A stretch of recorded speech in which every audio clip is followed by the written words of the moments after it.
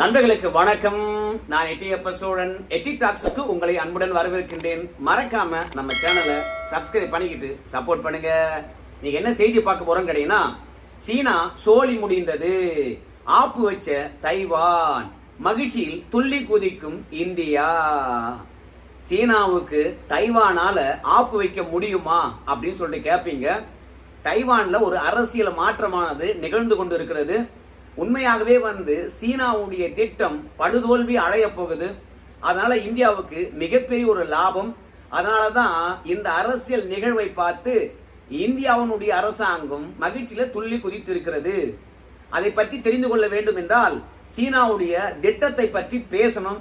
தைவான்ல நடக்கின்ற அரசியல் மாற்றத்தை பற்றி நம்ம பேசணும். ஒவ்வொன்னா பார்க்கலாமா?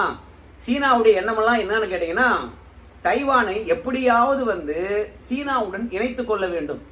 ஒன்னு சண்டை போட்டு இணைச்சுக்கணும். அப்படி இல்லையா, துரோகிகளை பயன்படுத்தி தைவானை தன்னுடன் இணைத்துக் கொள்ள வேண்டும். அதுதான் சீனாவுடைய திட்டம். தைவானுடன் சீனா நேரடியா மோத முடியுமா? சீனாவுடைய ஆயுதங்கள் தைவானுக்கு எதிராக வேலை பார்க்குமா? ஏன்னா தைவான் அமெரிக்கா, பிரிட்டன் போன்ற போர் சூழல்ல நிரூபிக்கப்பட்ட ஆயுதங்களை வச்சிருக்காங்க. ஆனா சீனா வச்சிருக்கின்ற ஆயுதங்கள் போர் சூழல்ல நிரூபிக்கப்பட்டதா? இல்ல பாகிஸ்தான்ல ஏகப்பட்ட ஆயுதங்களை வித்து அந்த ஆயுதங்கள் இந்தியாவுக்கு எதிராக பயன்படுத்தப்பட்டு எதுவுமே வேலைக்காகல. அதனால தைவான் இடத்துல நேரடி சண்டைக்கு எப்போதும் சீனாக்காரன் தயாரா இருக்க மாட்டான். ரெண்டாவது, சீனாக்குள்ள ஏகப்பட்ட உள்ளூர் பிரச்சனை கிடக்குது. பல மாகாணங்கள்ல கொதிப்பு நிலையில் இருக்கின்றார்கள் மக்கள். விட்டா போதும், உள்நாட்டு குழப்பம் ஏற்பட்டா பிரிந்து சென்று விடலாம் என்று நினைக்கிறாங்க. அதனால நேரடி யுத்தத்துக்கு சீனா எப்போதும் தயாரா இருக்காது. தைவான் குட்டி நாடாகவே இருந்தாலும் உலக நாடுகள் ஓடி உதவி செய்யும் என்பதனால தைவான ஒரு நாள்லயோ 2 நாள்லயோ வீழ்த்த முடியாது. அதிக மக்கள் தொகை, அதிக பிரச்சனை கொண்ட ஒரு நாடு. மக்களை நீண்ட நெடுங்காலமாக கம்யூனிஸ்ட் சித்தாந்தம் என்று சொல்லிட்டு பேச்சுரிமையோ எழுத்துரிமையோ இல்லாம சுதந்திரம் இல்லாத மக்களாக அடக்கி ஒடுக்கி வைத்திருக்கின்றோம்.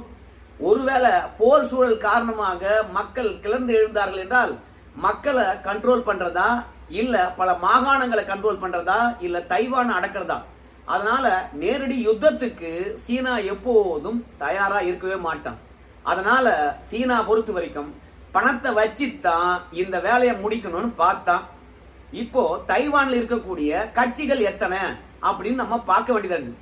அப்பதான் சீனாவுடைய துரோகம் என்ன அப்படின்றது நமக்கு புரியும். தைவான்ல 3 கட்சிகள் முக்கிய கட்சிகளா இருக்கு.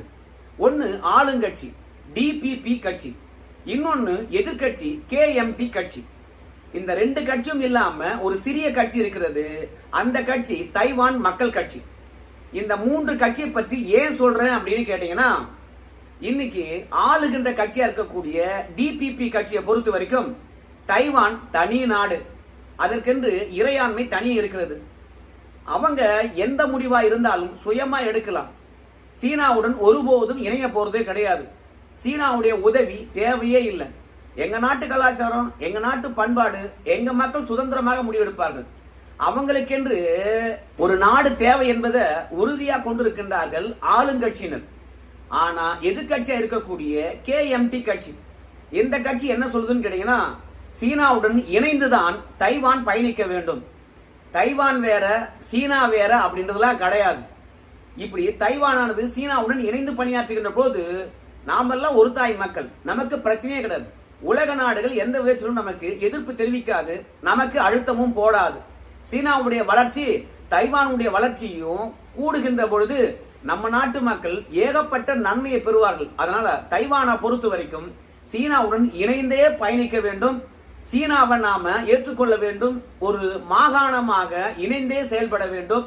அப்படி இல்லைன்னா தன்னாட்சி அதிகாரம் பெற்ற ஒரு மாகாணமாக செயல்பட வேண்டும். அதனால சீனாவை தவிர்த்து விட்டு நாம ஒருபோதும் சரி தனிநாடு என்ற இலக்கை நோக்கி நகரவே கூடாது அப்படின்னு சொல்றது கேஎம்டி கட்சி.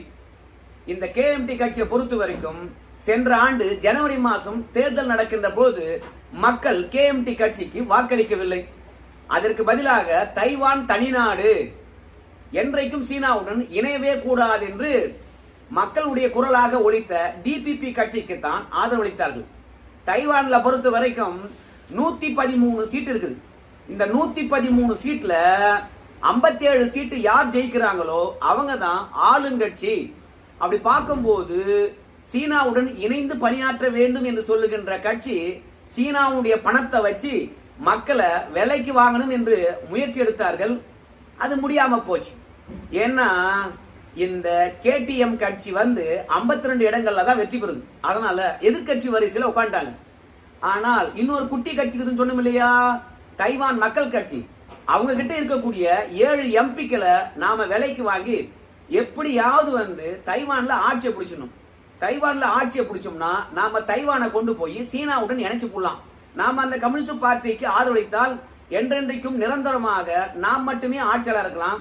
நம்ம கட்சியில் இருக்கிறவங்க வழி வழியாக தைவானை ஆளலாம். அதனால எதிர்கட்சி வரிசையில இன்னைக்கு ஆளுங்கட்சியா இருக்கக்கூடிய டிபிபி கட்சியானது ஆளுங்கட்சியா வர வாய்ப்பே கிடையாது. அந்த கட்சி கரைந்து போய்விடும் சீனாவுடன் இணைந்தால். ஆண்டாண்டு காலமாக அவங்களே ஜெயிக்கிறாங்க, அடுத்தடுத்து அவங்களே ஆள்கின்றார்கள். நம்ம எதிர்கட்சியா இருந்தே அழிஞ்சு போறோமே அப்படின்னு சொல்லிட்டு சீனாவுடன் இணைப்பதற்காக சீனா பணத்தை வச்சு தைவான் மக்கள் கட்சி என்ற குட்டி கட்சியில் இருக்கக்கூடிய எம்பிக்களை விலை பேசினாங்க. ஆனா அவங்க நாட்டுப்பற்று கொண்டவரா இருக்காங்க. அதனால தனி நாடா இருக்கணும் என்று ஆசைப்பட்ட டிபிபி கட்சியுடன் போயிட்டு தைவான் மக்கள் கட்சியானது இணைந்து விட்டது. அதனால பெரும்பான்மை கிடைச்சு டிபிபி கட்சியானது இன்னைக்கு தைவானை ஆண்டு கொண்டிருக்குது. இப்போ எதிர்கட்சியா இருக்கக்கூடிய இந்த கேடிஎம் கட்சியை பொறுத்த வரைக்கும் டிபிபி கட்சியில் இருக்கிறவங்க எல்லாம் விலைக்கு வாங்குறாங்க கொஞ்சம் கொஞ்சமாக. அப்போ ஆளுங்கட்சிக்கு பெரும்பான்மை இல்லாம போயிடுது. இப்படி பெரும்பான்மை இல்லாத போச்சுன்னா என்ன ஆகும்? ஆட்சி கவுந்துரும் இல்லையா? ஆனால் தைவான்ல ஒரு சூப்பரான விஷயம் இருக்குது. என்ன விஷயம் இருக்குது அப்படின்னு பார்க்கும் பொழுது, எம்பிக்கள் வெற்றி பெற்று அவங்க பார்லிமெண்ட்டுக்கு போனாலும் அந்த எம்பிக்கள் மீது மக்களுக்கு அதிருப்தி இருந்துச்சுன்னு வச்சுங்களேன், அந்த எம்பிக்களுடைய பதவியை மக்களே பறிக்கலாம். எப்படி ஆதரித்து ஓட்டு போடுறாங்களோ அதே மாதிரி எம்பிக்களுடைய செயல்பாடுகள் சரியில்லை என்றால் மக்களே அவங்களுக்கு எதிராக வாக்களித்து அவங்கள திரும்ப பெற்றுக் கொள்ளலாம். டிபிபி கட்சிக்கு ஆதரவா இருக்கின்ற எம்பிக்களை விலைக்கு வாங்குகின்ற பொழுது இந்த கேஎம்டி கட்சிக்கு எம்பிக்கள் இருக்காங்க இல்லையா, அந்த எம்பிக்களை தைவான் மக்கள் பாத்தீங்கன்னா திரும்ப பெறுகின்றார்கள். அப்படி திரும்ப பெறுகின்ற போது எதிர்கட்சியுடைய பலமானது குறைந்து போகுது. இந்த மாதிரி எம்பிக்களை திரும்ப பெறுவது என்பது ஒரு கஷ்டமான நடைமுறை தான், இல்லைன்னு சொல்லல. ஏன்னா மக்களை பொறுத்த வரைக்கும் அந்த எம்பியை ஆதரித்து வாக்களித்தவர்கள்ல 1/4 பங்கு பேர் பாத்தீங்கன்னா இந்த எம்பியை நான் திரும்ப பெறுகின்றேன் என்று சொல்லிட்டு அதற்கான ஒரு படிவம் இருக்குது. அந்த படிவத்துல அங்க என்னென்ன கண்டிஷன் இருக்குதோ அந்த கண்டிஷன் எல்லாம் டிக் பண்ணி அந்த எம்பியை திரும்ப பெறுகின்றோம் என்று சொல்லிட்டு அந்த படிவத்துல கையெழுத்து போட்டு கொடுத்துட்டு போனோம். இது கொஞ்சம் சிக்கலான விஷயம்தான். ஆனாலும் தைவான் மக்களை பொறுத்த வரைக்கும் நம்ம நாடு சீனாவுடன் இணைந்து விடக்கூடாது என்ற ஒரே தேசிய நோக்கத்தினால, தேசப்பற்றினால எல்லோரும் எதிர்கட்சியா இருக்கக்கூடிய சீனாவுக்கு நெருக்கமா இருக்கக்கூடிய கேடிஎம் கட்சியினுடைய 12 எம்பிக்களுக்கு எதிராக அந்த படிவத்துல கையெழுத்து போட்டு கொடுத்துட்டு போறாங்க. அதனால இந்த மாதத்துக்குள்ளாகவே எதிர்கட்சி வரிசையில் இருக்கக்கூடிய 12 எம்பிக்கள் பதவியை இழப்பார்கள். அதுலயும் எதிர்கட்சி வரிசையில் இருக்கக்கூடியவங்க 52 பேர் வச்சுங்க, அதுல 1/4 பங்கு பேர் இந்த மாதிரி பதவி இழந்தாங்கன்னா உடனடியாக தேர்தல் நடத்தணும். ஆனா இல்ல ஆளுகின்ற கட்சிக்கு பெரும்பான்மை அளவுக்கு எம்பிக்களை பதவியை திரும்ப பெற்று விட்டார்கள் என்றால் ஆளுகின்ற கட்சியானது அப்படியே தொடரலாம். அதனால இப்ப தைவான்ல ஆளுகின்ற கட்சிக்கு எதிராக எம்பிக்களை விலைக்கு வாங்கி எதிர்கட்சியானது தைவானை சீனாவுடன் இணைப்பதற்கான முன்முயற்சி செய்யக்கூடிய கேடிஎம் கட்சியுடைய எம்பிக்களை மக்கள் திரும்ப பெறுகின்றார்கள். இந்த மாதிரி எம்பிக்களை திரும்ப பெறுகின்ற விஷயத்தை கொண்டு வந்தது யாரு? இந்த கேடிஎம் கட்சி தான். ஆளுங்கட்சியா இருக்கின்ற பொழுது இந்த கேடிஎம் கட்சியானது ஆனா பிரதிநிதிகளை பொறுத்த வரைக்கும் சிறப்பா செயல்படலாம், அந்த எம்பிக்களை திரும்ப பெறலாம் என்று சொல்லிட்டு திரும்ப பெறுகின்ற நடைமுறையை கொண்டு வந்ததே இந்த கேடிஎம் கட்சி தான். என்ன ஒரு துர்பாகியம் பாருங்க. அவங்க கொண்டு வந்த சட்டத்தின் மூலமாகவே அவங்க எம்பிக்கள் இன்றைக்கு பதவியை இழக்கின்றார்கள்.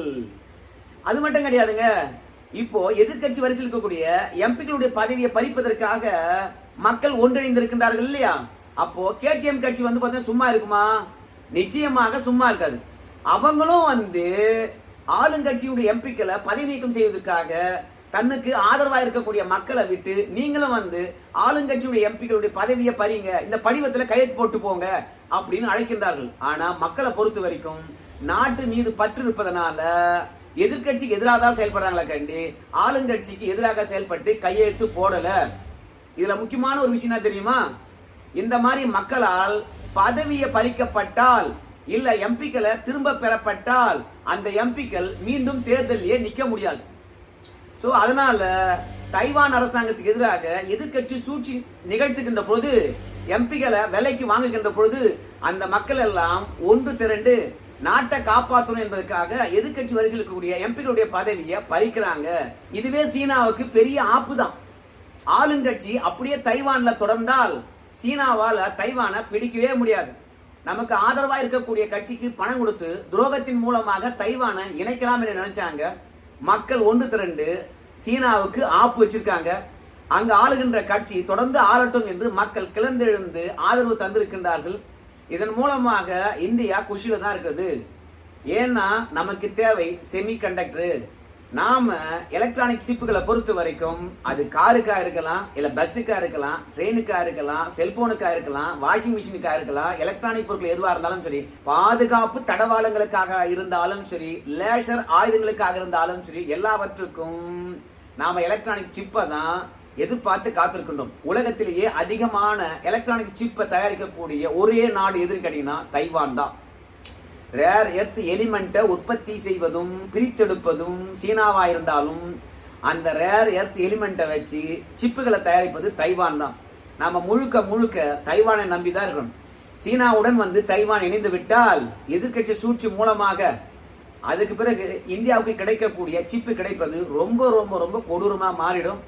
நம்மளால எந்த ஒரு எலக்ட்ரானிக் டிவைஸும் பாத்தீங்கன்னா உருவாக்கவே முடியாது. நாம எல்லா கார்கள்ல இருந்து அத்தியாவசிய பொருட்கள் வரைக்கும் எலக்ட்ரானிக் சாதனங்களை நாம அமெரிக்காவையோ இல்ல சீனாவையோ இல்ல மற்ற நாடுகளையோ சார்ந்திருக்கின்ற சூழ்நிலை ஏற்படும்.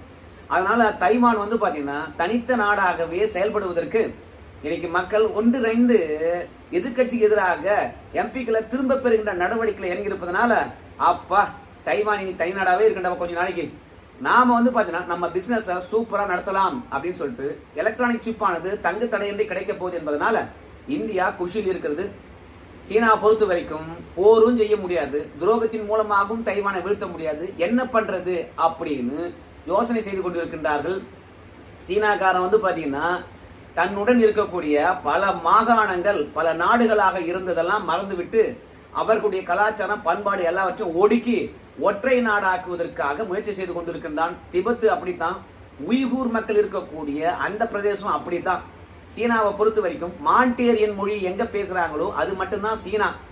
ஆனா இன்னைக்கு மங்கோலியாவில் இருந்து உய்கூர் மக்கள் வாழ்கின்ற மாகாணத்திலிருந்து திபெத்திலிருந்து ஏகப்பட்ட பிரதேசத்தை பிடிச்சு வச்சுக்கிட்டு உலகத்திலேயே நான் தாண்டா 4வது பெரிய நாடு என்று பீத்திட்டு இருக்கான். சோ அந்த மாகாணங்கள் எப்போது உடையுமோ அப்போதுதான் இந்தியாவுக்கு நிம்மதி. அதை தாண்டி தைவான் பாத்தீங்கன்னா எப்போது தனி நாடாகவே செயல்படுகிறதோ அது வரைக்கும் நமக்கு எலக்ட்ரானிக் சிப்புக்கு பிரச்சனை கிடையாது. நாம மகிழ்ச்சியில துள்ளி குதிக்கலாம். சரி நண்பர்களே, இந்த வீடியோ எப்படி இருந்தது உங்க கருத்தை சொல்லுங்க. நன்றி.